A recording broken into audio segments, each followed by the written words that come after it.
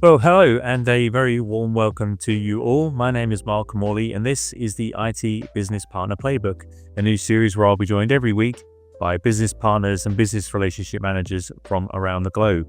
We'll be looking at how they approach their everyday challenges, where they find the keys to unlock potential, and what it means to be the person who can break down silos and bring cross-functional teams together. In our last episode, we met with Dennis Defteros, a UK business partner for Bausch & Lomb. Dennis, like myself, started his career as an accountant, which is pretty uncommon. But at an inflection point, he realized it wasn't his future. And since then, he'd studied and worked in tech teams and settled on a role which he truly finds fulfilling. Before we meet today's guest, I just wanted to ask two little favors. The first is if you have any comments or feedback on the podcast, please share them, either directly with me or in the comments section. I'm really enjoying these episodes, but the idea of this series wasn't to make me happy, it's to provide the BRM and BP community with what we believe is much needed help and guidance. So please, if we're missing the point or if we're hitting the mark, please let us know. The second favor ties in with the first. If you are getting value from these episodes, please take a moment to subscribe to the channel and give us thumbs up. This will help us reach a wider audience and therefore help more people. So thanks so much for your support. On to today's guest. I'm delighted to be joined by Roland Somerville, a BRM for Tucson Electric Power in the US. Roland has been an IT manager, a director of business engagement, and for the last 6 years, a BRM. Dennis certified as a CBRM in December. I'm looking forward to hearing more about his BRM journey. So good afternoon to you, Roland. Thanks so much for joining the podcast. Can I hand over to you for a quick intro, and then you can let us know what it was like to be leaving Las Vegas? Well, thanks, Mark. Thanks for having me. So a little bit about my background.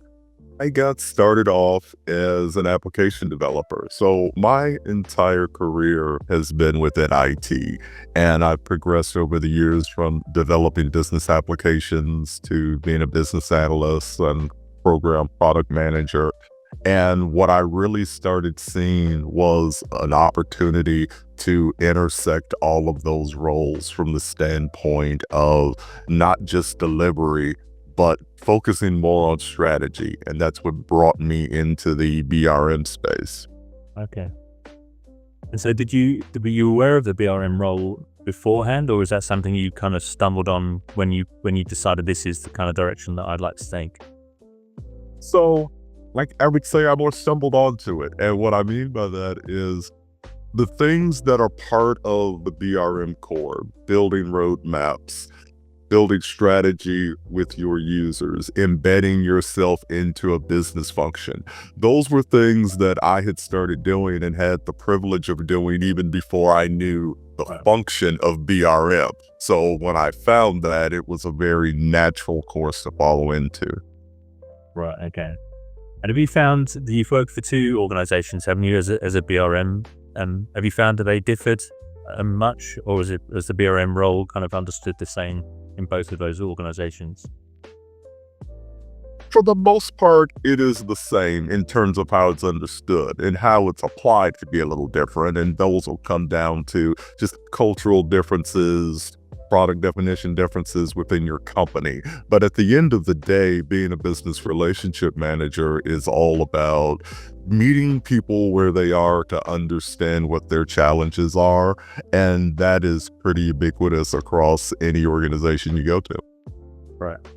So I ask all my guests this: how is BRM perceived in your organization? Is it well understood? It's well understood. And I would even go so far as to say, for the most part, it's embraced. Because it's one thing for people to understand what a BRM does. It's something else for people to be willing to take the time to work with the BRM, to really dig into their strategy, road mapping, long-term needs, and keep constant pressure on that to bring that roadmap into fruition. Well, what do you think has helped the maturity of BRM and the organization to embrace it? Is there anything that you've done as a company or as a capability to make sure that the organization knows about BRM? Well, communication of the practice, and quite frankly, the success of initiatives that have had consistent BRM engagement as opposed to those that haven't. Right. Success breeds opportunity. So when people can see, hey, if I have a BRM involved, if I have a BA involved, if we do front-loaded work to ensure success in a given project, it tends to be more successful. How have you shared that success? How have you made people aware of that? Direct communications in talking with users, road shows, printed web communication. On the surface, people aren't necessarily going to understand what a BRM does because from their standpoint, it could be a little vague. So what you really want to do is constantly push a message out to explain what it is you do and what the success has been of doing it. There's a constant value proposition you can put in front of people, and you want to be proactive with that. Right. And is that something you've had to do as a BRM team, or have you had kind of senior management help you spread that message? So it's done at the team level, but it's embraced by leadership. And that's really when it works. So I like to look at it this way. A BRM has the opportunity to be in the room with leadership. You get to build relationships with leadership in a way that if you weren't a BRM, you likely would not have the opportunity to do so. So once you have built those relationships and explained your value proposition, and it's got to be demonstrable. I mean, it's not just words, but it's action. But when you can marry the intent of the practice with the success that it is generating, you get buy-in from leadership, and then they will help you push that message down. Okay. Do you have like a framework? Well, actually, how many people are in the BRM team or business partner team? Is it yourself and many others, or? So in our team, we have 4. Okay.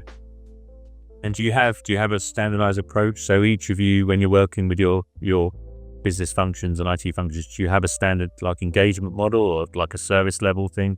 How do you try to kind of standardize the way that you approach BRM in your organization? Well, we try to standardize as much as we can in our approach and artifacts, but still allowing some latitude based on who you're working with. This is a very much a people-centric business. And for all of our desires to, have a one-size-fits-all, it just doesn't work. So you have to have the ability to move around and meet people where they are to really have your message be delivered and build relationships with people. Right. Where do you find BRM works the best? Have you got kind of functions or people that you work with where it just really flies and then it's a lot more challenging elsewhere? I wouldn't say that it's been any more challenging in one place than another. What I would say is I've had the ability to do this in large traditional legacy organizations, and I've also done it in startups. In startups, everything is greenfield, everything is new. So the challenge there was not only building the practice of BRM, but building the practice of IT as a whole and taking people in what's a brand new organization who are trying to build relationships within themselves, within their own teams, and interject that as a BRM to add value. Right. Have you found that the practice of BRM has evolved much since you first got involved? It has, because when I really got started researching it, understanding it, there were silos between, say, a business analyst and a BRM and a product manager. I think as time marches on, those are melding in some aspects, which I really like, because having worked in each of those disciplines, first of all, I get the idea behind it, but I see tenets of being a BA and delving into requirements, or being a project manager and having a holistic view on delivery that I get to fold into my BRM work.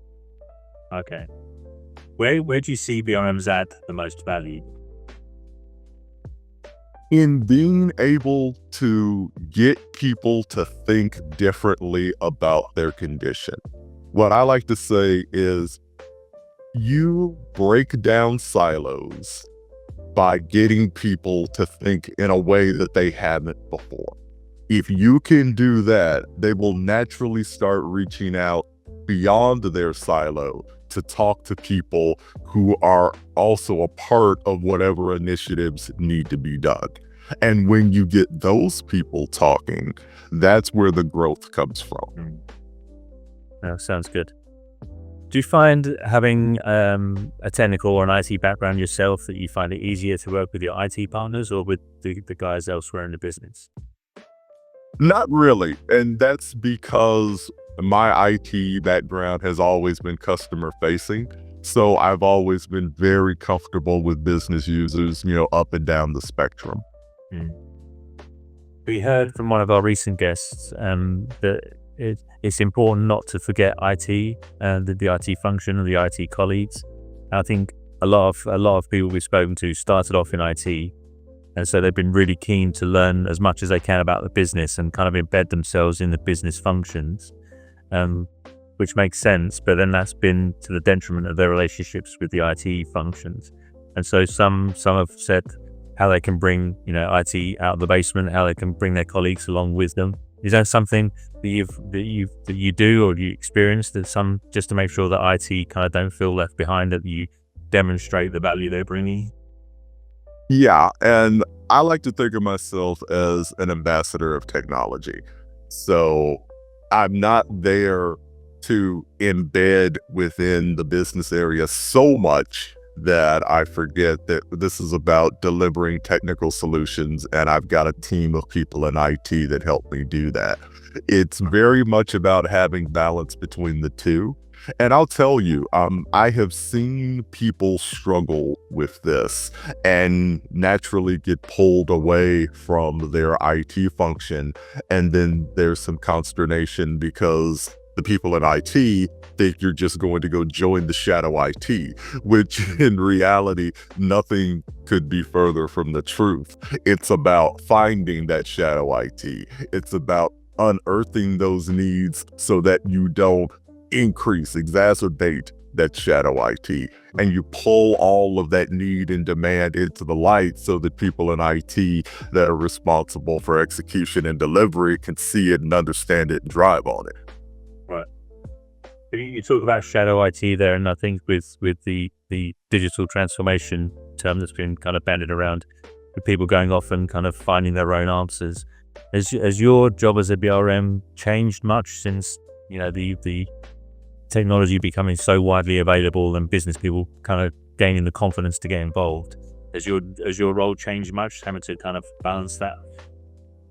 Somewhat. So that's where you really have to leverage your relationships, and you have to lean on the equity that hopefully you've built up with people to be able to say, I know this looks easy. I know it's a matter of, swiping a card or getting an invoice, and all of a sudden we have a solution.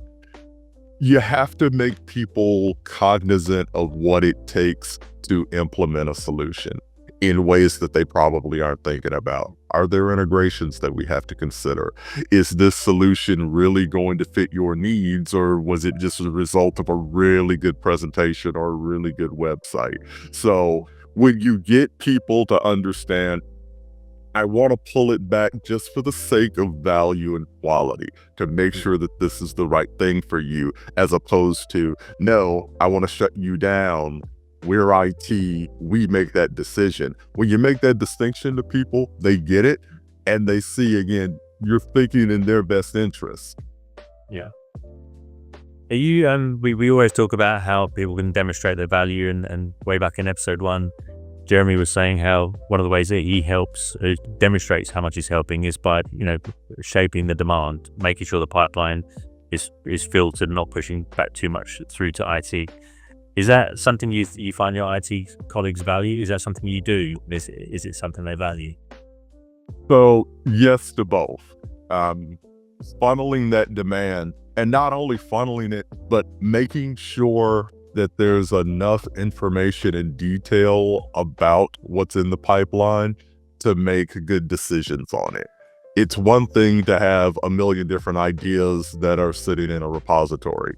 It's something else to separate the wheat from the chaff, so to speak, and take the ones that could be ideated on and reach critical mass where it makes sense to have additional investment and engagement on them. So that's the part of it that I like to focus on. Okay.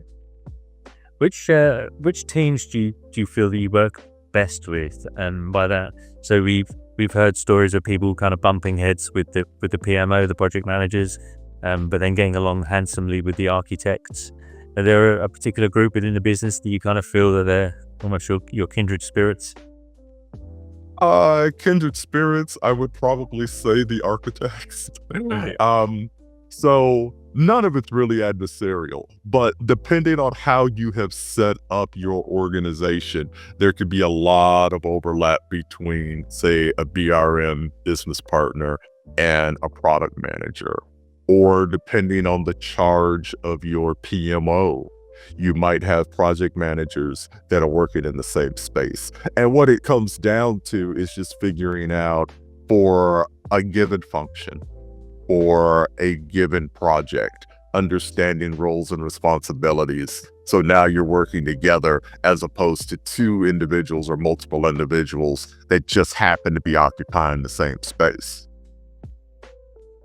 Do you think BRM has a future, or business partnering has a future, or do you think it will slowly evolve into other roles that are already out there?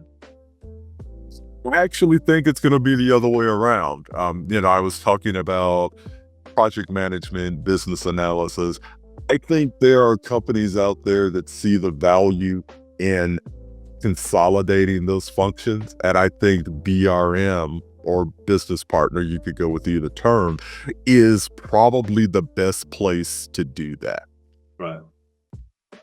Yeah, I mean, we constantly hear of people kind of struggling they're always having to justify their existence. People say, well, what the BRM's doing is like double counting or doing the same thing.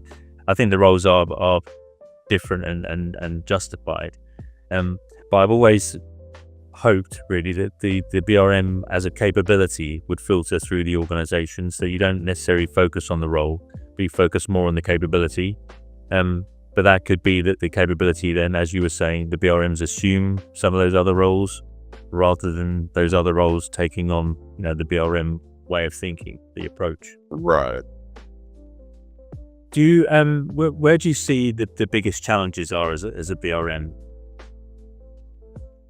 When you're starting to build relationships with people, you don't necessarily have the wins with them to build the credibility that's necessary. So you have to find ways to get people to engage you, be willing to give you their time until you have built a critical mass with them. And the way you do that is you leverage other work that you've done, other opportunities. You can point to examples of where this practice, by virtue of its involvement, has increased the success on other initiatives. And then that helps you establish that value proposition with people. Do you find that the potential for you building those relationships can be hampered by how IT is perceived within the business, or how BRM is perceived? Oh, absolutely. And so not only how BRM as a practice or IT is perceived, but how people embrace or don't embrace technology. Let's say that you have someone that really doesn't care for the advancement of technology, and then you show up as the representative of wanting them to change. There could be some resistance there. What I like to do is explain to people and show that technology is a tool. Okay. We should want to leverage tools to do our jobs more effectively, more efficiently. And when you come at it from that standpoint, I want to give you tools. I want to help you understand what tools can be of benefit to you. Mm. you start to break down some of those mental barriers. And like I said, this is all about breaking down mental silos and barriers to get people to think about things in different ways. Yeah, I think it's interesting with technology in other parts of the business, in HR and finance. The business seemed to be more open to kind of engaging with the other departments and more willing to have a go, or get involved in those things. Whereas when it comes to IT, it's kind of everyone stands back. It's like a mystery black box that the business doesn't really want to get involved in. So do you think that's why there's how do you find it? Is there a willingness for business to take ownership of these things? There's a willingness, but so what you just said, why do you think that is? If I answer myself, the technology part of it ends up being a black box because it's the thing that people least understand. Hmm. So let's say legal, finance, HR, these are all service areas within an organization.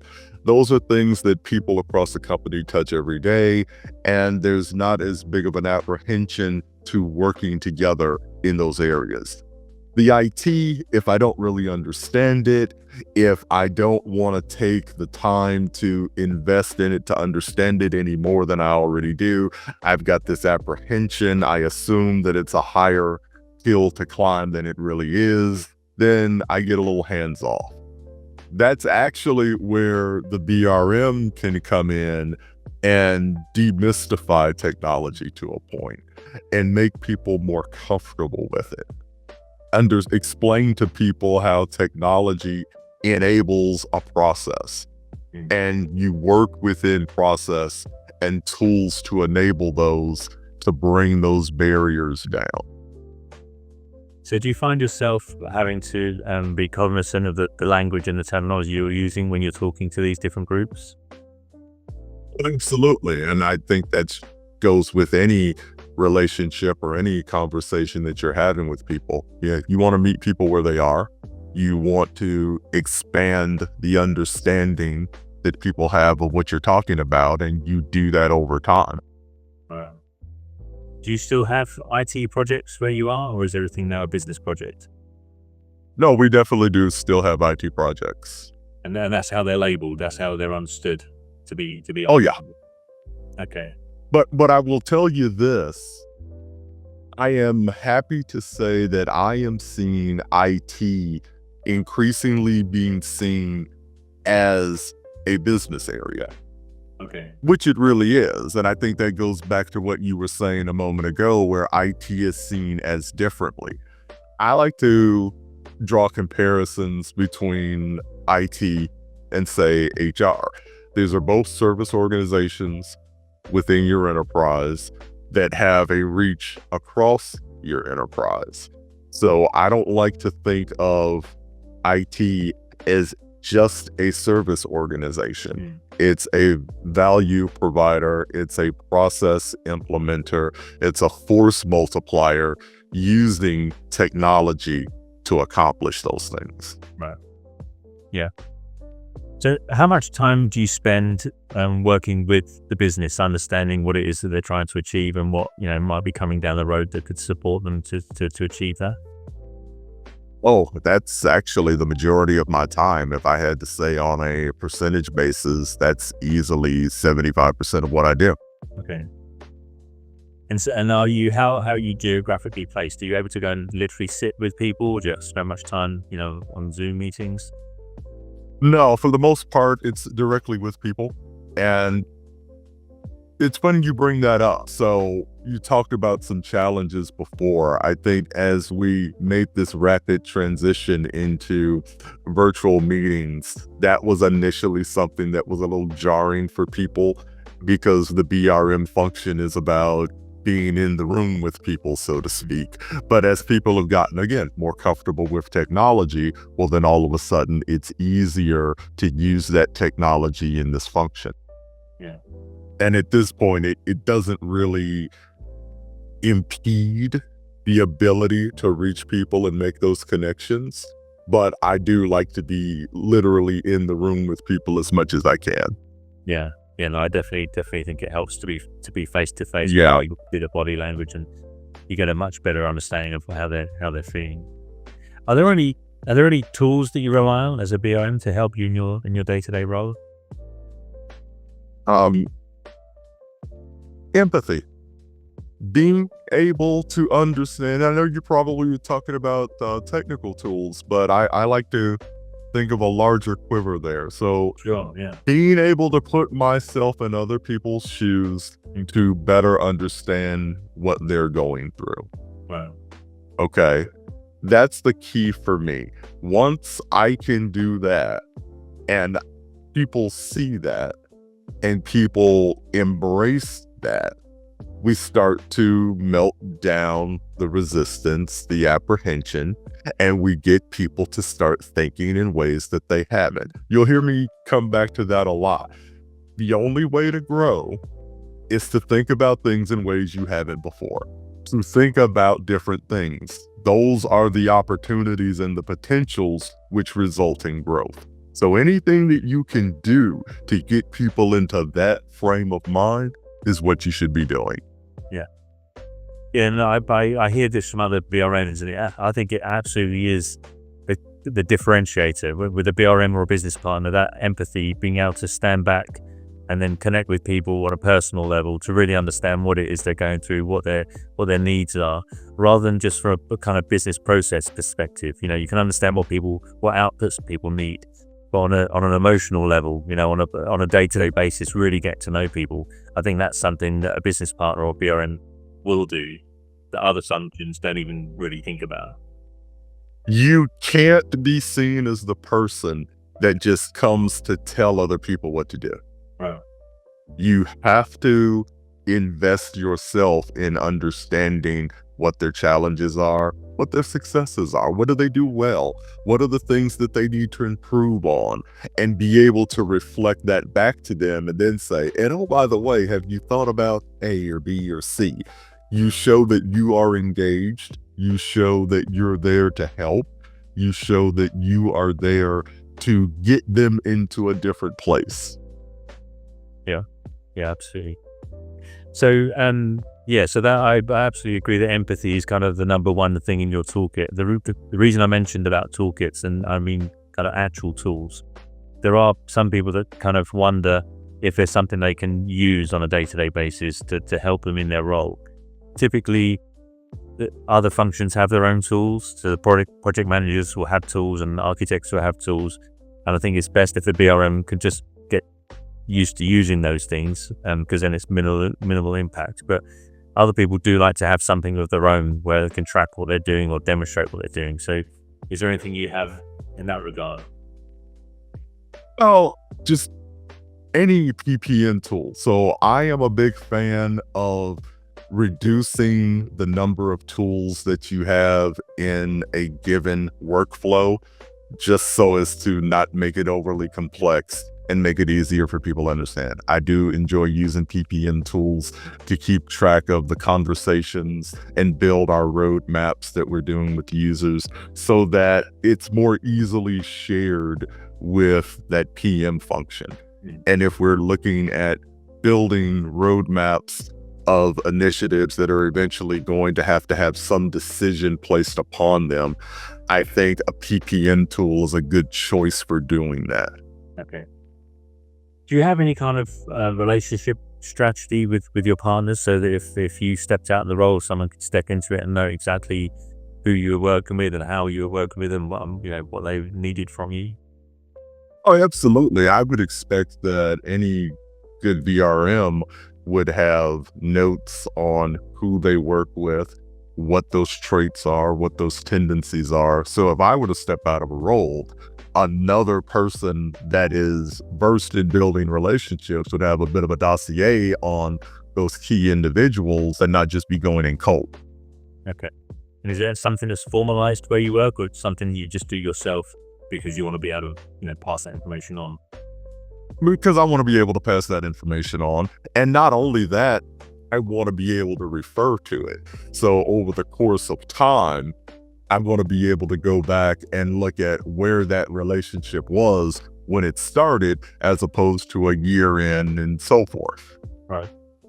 Because that's something I've often wondered is from an onboarding perspective, and it's not just as a BRM, but as someone that BRM would work with. When someone new comes into organization, I think it would be great if they could be handed this dossier to say this is who you're working with, and this is what they're working on, and this is kind of what they need from you. But that to be a formalized thing, so don't leave it down to the individual to build those, but to have a formalized process in, so that whoever comes into the organization could just has that readily available. Yeah, that would be definitely a good idea. Though in the absence of having it at a formal level, I still think every BRM, even if it's not for the point of handing it over, but just keeping a dossier of the people you work with, what state the relationship is in, what are the things that are important to them. If you only look at it from insular, it's still good for you to have.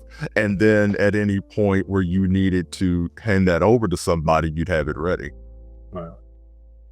Is there any input that you've had externally, either through training or meeting other BRMs, that it's given you ideas and you thought, actually, we could really use that in the organization, and we haven't been doing that so far? Is there anything that you've kind of picked up new since you've been in the role? Absolutely. When I started out, I didn't see the value in the roadshow, and that is something that I had picked up from other BRMs and found it to be particularly powerful. When you can pull a group of people together and give them an explanation on what BRM does, explain your value proposition to a larger group that is not necessarily just one business area, a couple of things happen. First of all, everybody gets to hear the same thing the same way at the same time. But there begins to be a bit of a FOMO element. So you've got people that have been pulled together and, they're looking around the room at each other and, oh, this business area, they're here and they're here. I need to make sure that I'm a part of this. Or the opposite happens. You have a roadshow, group was maybe not represented or underrepresented. All of a sudden they say, oh, well, I need to go reach out to them because there was some good information that was here. The next time that they do one of those, I'll make sure that I'm there. Yeah, that's a good point. Do you have HR and finance or other business partners in your organization? We do. And do you ever convene with those guys? Do you ever kind of trade notes or have stuff that you can share with them to move the capability forwards? Unfortunately, not necessarily. And that's something that we're going to be working on, because we engage with them more so at a project level, but not trading notes and shop talk, so to speak, in the practice. That's something that, I have unfortunately seen is par for the course at a number of organizations, honestly. But I think the way you can get past that is showing the commonality of what an IT business partner BRM does to engage with their community as opposed to an HR business partner. It's slightly different and it's more focused in HR, where it's more broad across the organization for IT BRMs. But a lot of the key foundations are similar. So there's an opportunity to share. Okay. I think it's just one of those things that you have to make it happen. And I have been in organizations where collectively it hasn't necessarily been brought forth. Wow. Do you get involved in external things within the organization just to try and bring people together, just to not necessarily something that would be within a normal BRM's remit, but just anything external, just as ways as bringing people together? So we do, and I'm fortunate to be in an organization that has a big public outreach, so there's an opportunity to get into the community more. And I have found not only is that good for your perspective as a BRM, again, to get to see your community of stakeholders in a different light, but it helps you build relationships more so with them. We've heard that actually for a couple of our guests have been involved in charity work and other kind of public work that they say the same thing, that being in those environments really helps you kind of craft life skills and other things that you can bring back that will help you perform your job better. So that's really good. Is there anything that's surprised you as a person? Is there something that you've been able to do or not do in your role that you've thought, yeah, I didn't see that coming? Not really.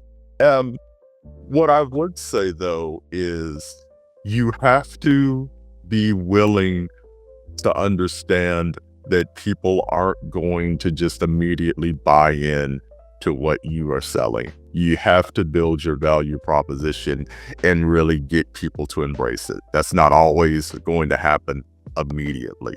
So I would say that you just have to be persistent, be pleasant, and continue to push your message. And if you can do that, if you put that consistent force behind your message, people will start to understand it and they'll embrace it. Have you ever thought to yourself, well, this just isn't working, so I'll continue doing what I'm doing, but I know that it's just never going to become more than this, that there's certain partners or certain functions that you've worked with where you can just never progress the relationship? No. Maybe I'm a bit of an eternal optimist, but I believe that if I can strike the right chord with people, I can build a relationship that's necessary to advance our objectives. And I've never had in the course of my career someone where I just said, you know what, I throw my hands up. I can't move any further with this. No, well, that's inspiring to hear, because I know a lot of people, a lot of BRMs I've met, they've really struggled. They've struggled. It's not that they've not progressed, but they've struggled either with management or with peers, where it just gets to a point where they think, okay, this is the way it's going to be, and there's not much more I can do. Well, I can be a realist and certainly see how that could happen. I'm just happy to say that I haven't been in that situation. Okay. And is that in all organizations you've been within? Have you found some industries or groups of people to be more challenging than others? And you don't have to name names. Not more challenging, but just you have to change your approach. Here's an example.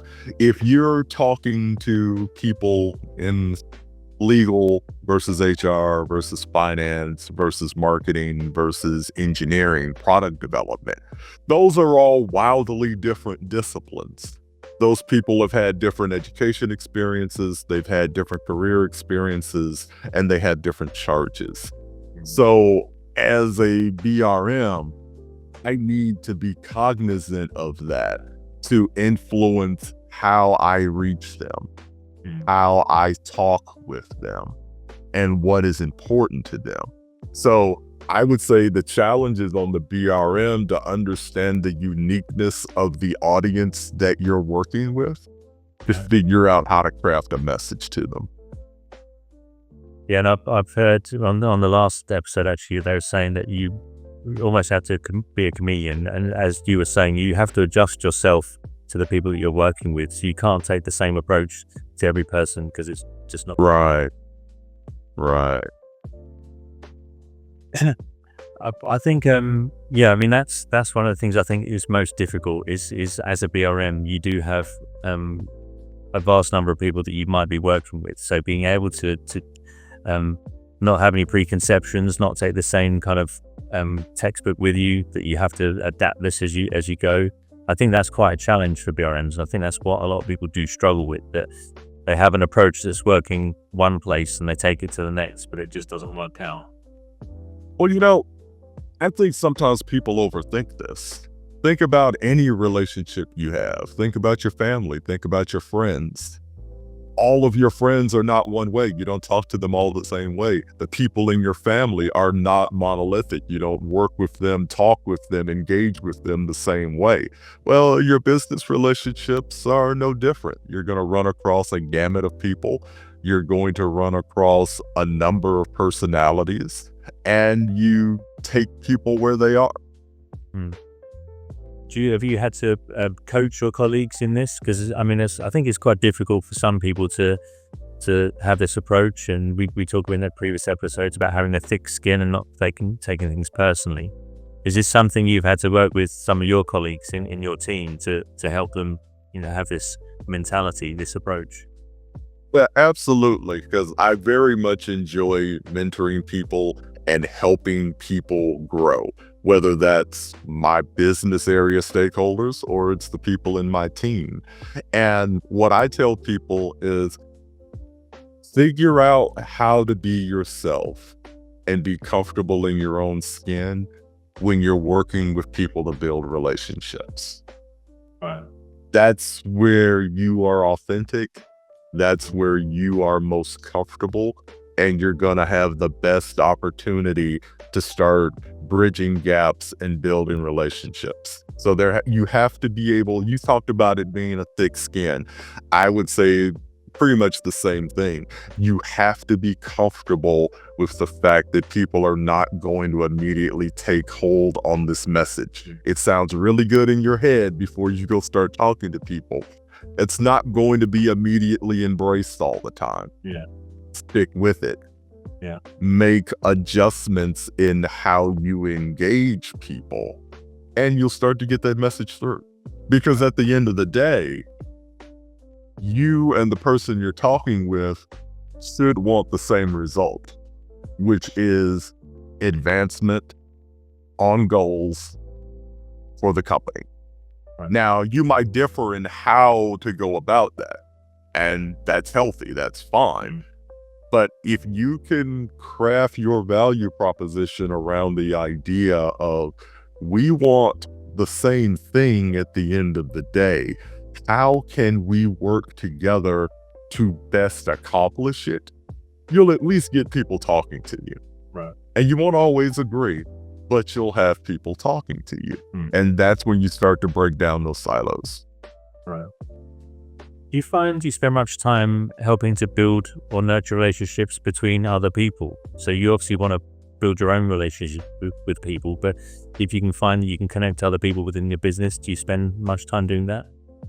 Yeah, absolutely. And what I have found is it's kind of funny. You can have people in different business areas that are aware of each other and know that they have shared interests, but they don't necessarily talk to each other about them. So I think something that a BRM can do that's very powerful is you have a higher view of what's going on across business areas, and you can start to plug people together to get them to talk. Yeah. Do you get involved much? So the projects that you, from ideation through to completion, you obviously oversee those and make sure that the values can be recognized. How involved do you get in actually the transition? Any business changes? I know the BRMs are typically enablers of those changes, but how kind of hands-on are you throughout that process? Well, very hands-on in ideation all the way through getting a business case developed that can be socialized to ultimately make the case to commit resources towards an initiative. And if you win the day, so to speak, and that business case is sound enough where leadership sees value and they've received your value proposition, then you have a project that you're ready to execute on. And that's where you start to pull in the program managers, project managers for delivery. So you're involved in all phases, especially if you are a BRM that still takes elements of business analyst and project management, because you are now the person that's across a couple of different aspects of the life cycle, and it becomes less of a handoff and more of a inclusion, bringing more people into the delivery team for a given project. Right. What do you find is the weakest link in that chain from the ideation through to, benefits realization? Not having defined strong enough of a business case Okay. and defining what the value should be. Because by the time you've built a business case, you should be able to clearly articulate what the expected value is. What the expectation is after you have delivered that project and you've used that solution, let's say a technology solution, for a period of time, you should be able to demonstrate that the value that you expected is the value that you've received. I often see that not enough time is spent in that.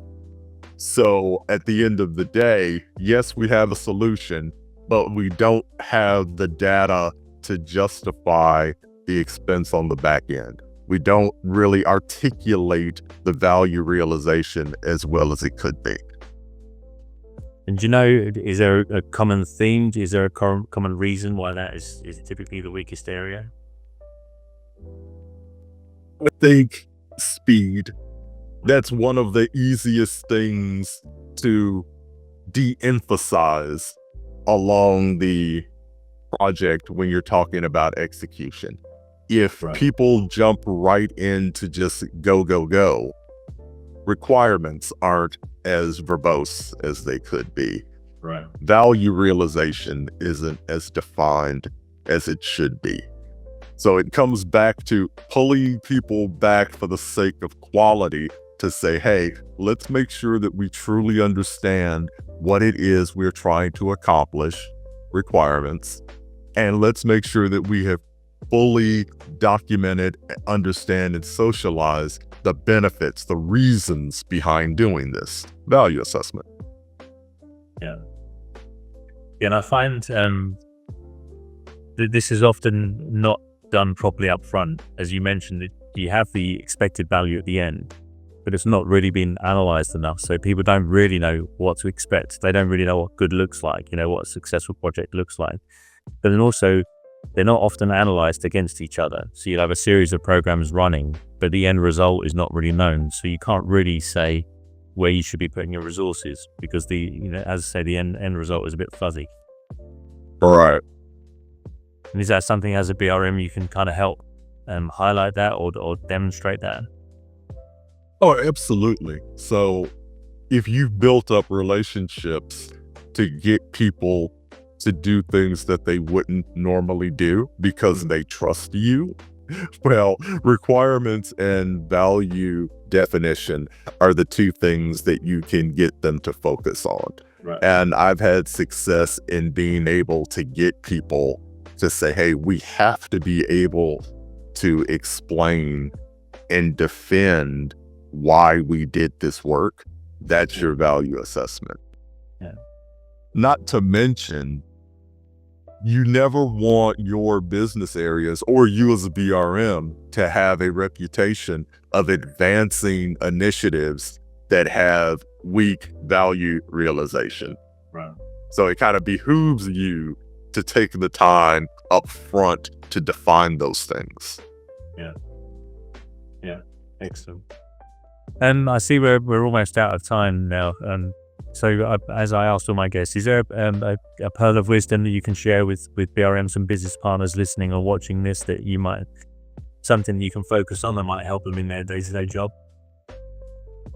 So if I were to condense that, it would just be what I've been saying in the time we've been talking. And again, thanks for having me here. Yes. Meet people where they are. People are people. I think when we have our relationships outside of work, they're more natural. Inside of work, inside of corporations, because we have standards and objectives that have to be met, I think sometimes people overthink those relationships. Be yourself, be authentic, meet people where they are, and present a value proposition to people that you're there to help them rather than tell them, rather than scold them, and people will engage you. The success of a BRM all comes down to how much time, attention, and authenticity people are willing to give you. And the way you get them to give you those things is by you offering it up first. That's excellent. That's wonderful advice. And I think, it really resonates. So thank you for that. And it's funny, we talk about IT kind of when programs are running and IT is involved, people kind of forget how to do things, how to forget, the standard business practices. If a new store is opening or some other project is running, people deal with it in a certain way. But then if it's IT, it's treated differently. I think it's the same as BRMs. When you're approaching relationships at work, as you say, just think about how you approach a relationship outside of work. And I think this is where getting involved in charities and external things also helps, because you get to have these kind of situations arise and you can figure out how to overcome them in an environment outside of work that then gives you the confidence to bring those same kind of approaches and theories into the workplace. Right.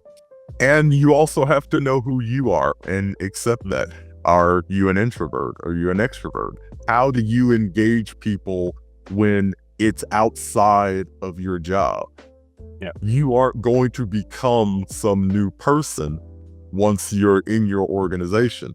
So own who you are and how you best interact with people, and take that same mindset into when you're building relationships in your organization.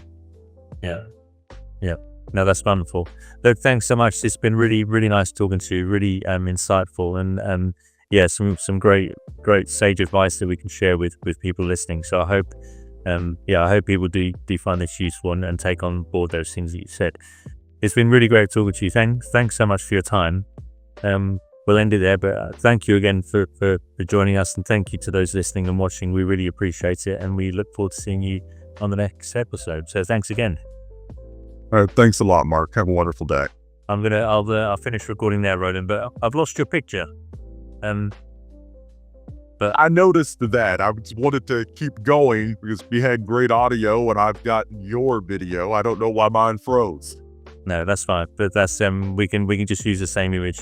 I think most people listen to these on audio anyway, so that the image is not a huge issue. But no, thanks so much, Roland. That was really I'm continue to be surprised that I always imagined that it would get to a point quite quickly where I'm hearing the same thing over and over again. But it's nice that each of these conversations, there you are, each of these episodes, I'm hearing kind of new advice and new approaches, and the most important thing is new things that we can share with the community that they've not heard already. So I really appreciate your time, and thanks so much for joining me.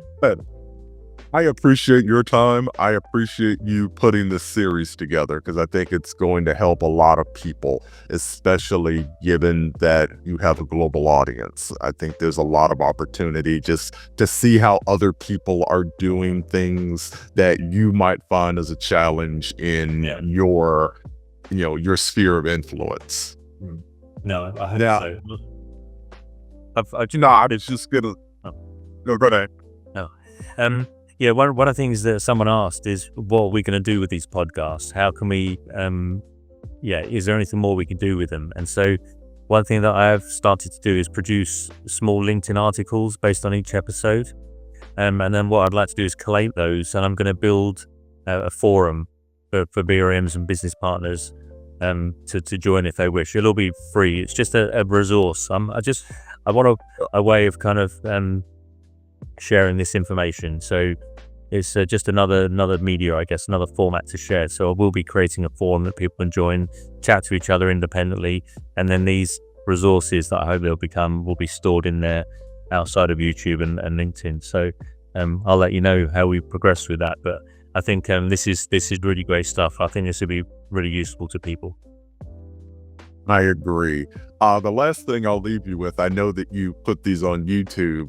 Yeah, I'm interested to see how that's going to look, because with me losing the video, I think that's going to be a bit jarring. So I don't know that I would necessarily want this one on YouTube because of that. The audio was great all the way through, but with half of the video just being a frozen pose, let's talk about that before we put that out on our video. It might be the Zoom has captured it, but just wasn't displaying it. So I'll look at the birth footage. It might be the videos carried on the whole way through. So, and yeah, we'll see how that looks. All right. Well, hey, again, thanks a lot, Mark. Yeah. Have a great day, Aaron. It's nice to talk to you. You as well. Bye now. Thanks. Bye-bye.